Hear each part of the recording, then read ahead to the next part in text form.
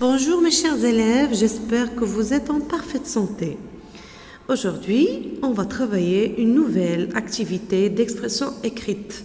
Je dis bel et bien activité et non pas leçon, d'accord? Donc, le titre c'est phrases et textes à trous. C'est une étape très importante vers une bonne réussite de rédaction. Pour arriver à rédiger des textes, il faut d'abord travailler la phrase, écrire une phrase correcte, mettre en ordre des phrases, mettre en ordre des paragraphes et aussi écrire des phrases ou bien compléter des phrases et compléter des textes à trous.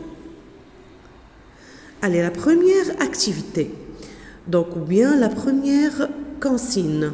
Compléter les phrases avec les mots proposés. Coton, laine, bois, cuir, argent. On fait attention. Donc, avant de commencer à lire les exemples proposés, je tiens à vous à vous demander de bien faire attention à toutes les acquisitions linguistiques. Tout ce que vous étudiez, soit avec vos maîtresses, vos professeurs ou bien vos parents à la maison, ça va vous servir à bien rédiger, que ce soit grammaire, conjugaison, orthographe, vocabulaire, même les textes de lecture et même les poèmes, les expressions orales. Il faut avoir cet esprit à chaque fois que tu vois ou bien tu aimes une expression que tu lis dans un texte de lecture, tu vas la reprendre et l'apprendre. Tu la reprends en l'écrivant et l'apprenant. Une fois que tu l'as apprise, bien apprise l'expression, tu peux l'employer dans une rédaction. Est-ce clair? Allez, on commence. Donc là, il y a 5 phrases. Et là, vous avez 5 mots. Il faut faire attention. Il se peut qu'un mot, je ne vais pas l'utiliser. Donc, c'est le sens de la phrase qui va m'aider à bien choisir le mot. Allez, on commence. En été, je porte chaque jour un t-shirt un short et des sandales. Si par hasard tu ne comprends pas le mot bois, cuir, argent, coton, laine, tu dois certainement chercher dans le dictionnaire. Je continue.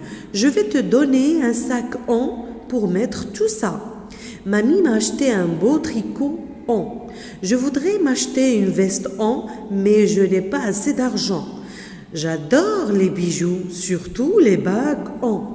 D'accord? Allez.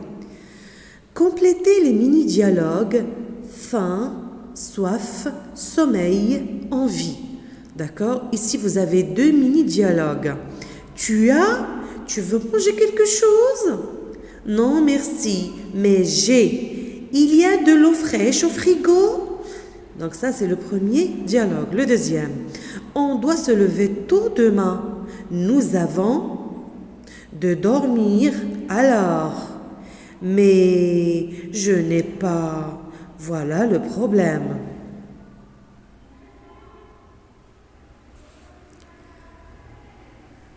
Plutôt la troisième consigne.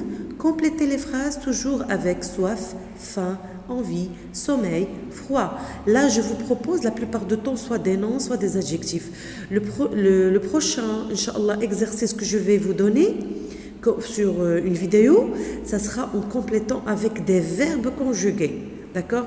Et je vais essayer de vous donner seulement des verbes du premier groupe ou bien des verbes usuels comme prendre, oui ou non, faire, aller. Vous avez, venez, on va dîner. Tu as, où est ton manteau?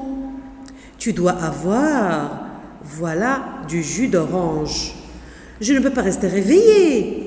J'ai, du chocolat, j'ai de manger tout le paquet. Et nous sommes arrivés au dernier exercice. Suivez bien la consigne. Complétez les phrases avec un mot, une saison. L'été, l'automne, l'hiver, avril, septembre, décembre.